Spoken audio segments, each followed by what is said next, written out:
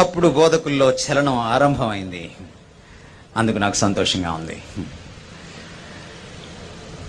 ఏది ఉద్దేశించామో అది నెరవేరడం ఆరంభమైంది.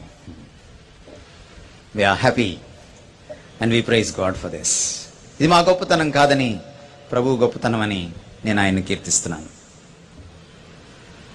వారు చాలా విషయాల్ని లేవనెత్తారు. అన్నీ చెప్పుకుంటా పోతే మన సబ్జెక్ట్ నుంచి పక్కకు వెళ్తాం. వీలైతే ఈ ఉత్తరానికి నేను ప్రత్యుత్తరం నేను రాస్తాను.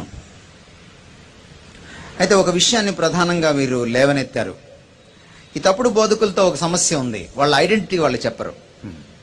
అందుకే ఒక సామాన్యుడు అన్నారు. నేను అనుకోవడం, జన్మ పాపాన్ని వీళ్ళు వెనకేసుకొస్తున్నారంటే ఖచ్చితంగా ఆ బ్యాచ్ వాళ్ళే వీళ్ళు, ఆ పులిబిడ్లే వీళ్ళు.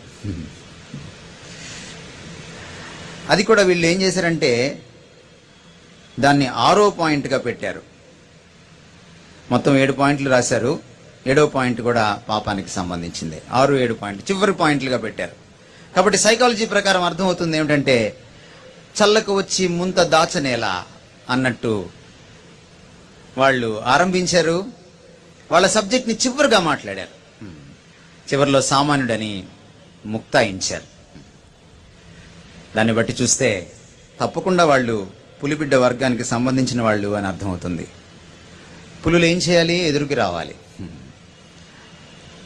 ఇలా చేయకూడదు.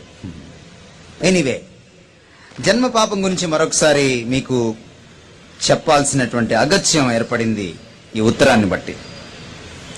ఎక్కడుంది బైబిల్లో అని వాళ్ళు అడుగుతున్నారు.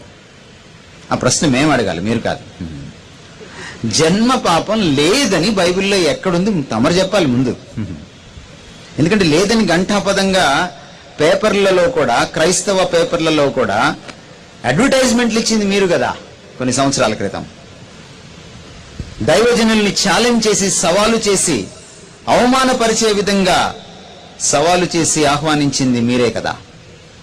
కాబట్టి బైబిల్లో ఒక స్టేట్మెంట్, మనిషి జన్మతః పాపి కాదు, మనిషి జన్మతః పవిత్రుడు, పుట్టిన ప్రతివాడు జన్మతః పవిత్రుడు అన్నటువంటి స్టేట్మెంట్ మీరేమన్నా చూపించగలరా?